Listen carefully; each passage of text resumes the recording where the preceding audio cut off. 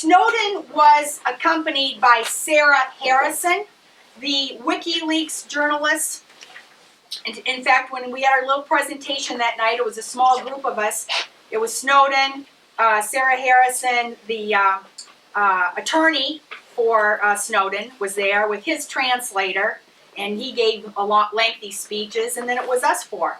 What we talked about was this whole situation and how really precarious it is for the United States. We're just sitting on the fence post here. We can go either way. Can we rein this in at this point? This pursuit of empire that involves this Orwellian spy, machine. Can we rein this in? Can we get back to somewhat of a normal? Or are we going to continue into this 1984 world?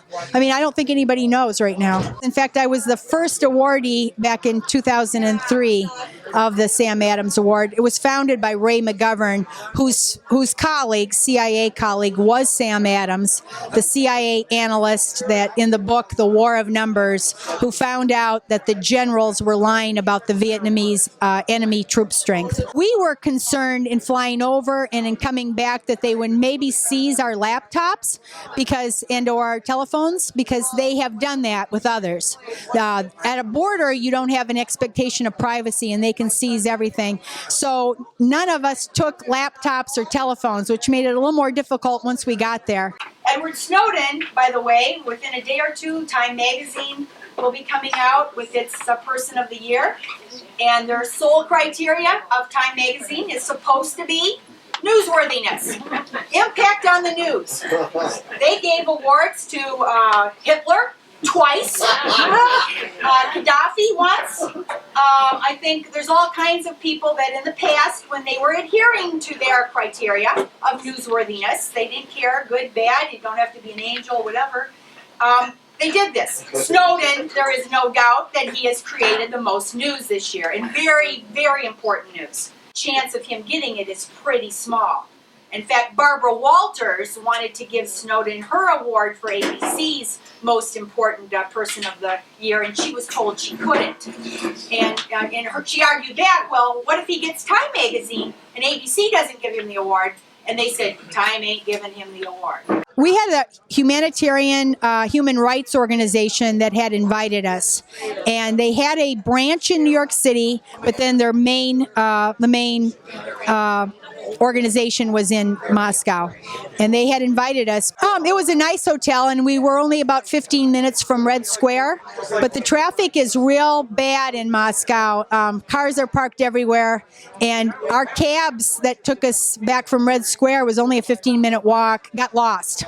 So it's an unusual place, a lot of Americanized fast food, McDonald's, that type of thing. No one can know where he's staying because of security. So we had a third undisclosed location that we met him at. Greenwald and Poitras have charge of the documents, and the reason for that is because he did not want to himself be susceptible. He's in Russia, he was in Hong Kong for a while, and so by giving those documents to a trusted journalist, that makes them safer.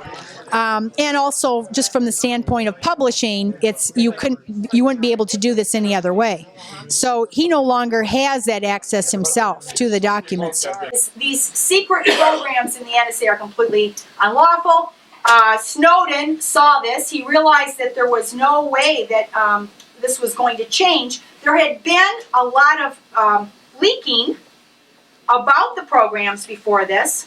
There were books written. Our government leaders are actually targeting us as if we are the enemies.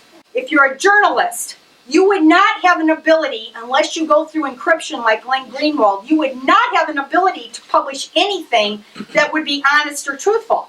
You might as well have complete censorship and send it to the government ahead of time. Like I have to do. If I write, I'm supposed to send everything to the government ahead of time.